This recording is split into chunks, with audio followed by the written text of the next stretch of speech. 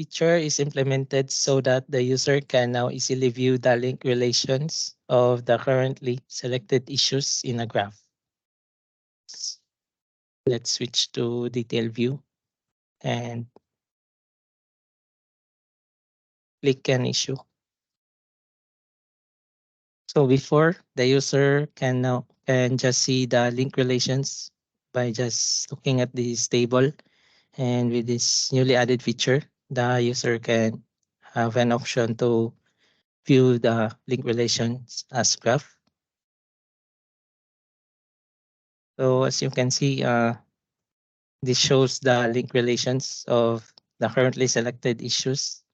Inward links is displayed at the left side of the currently selected issues, and the outward links is displayed at the right side of the issue, and bidirectional link is displayed to both left side and the right side of the issue. Quick filters types is selected by default.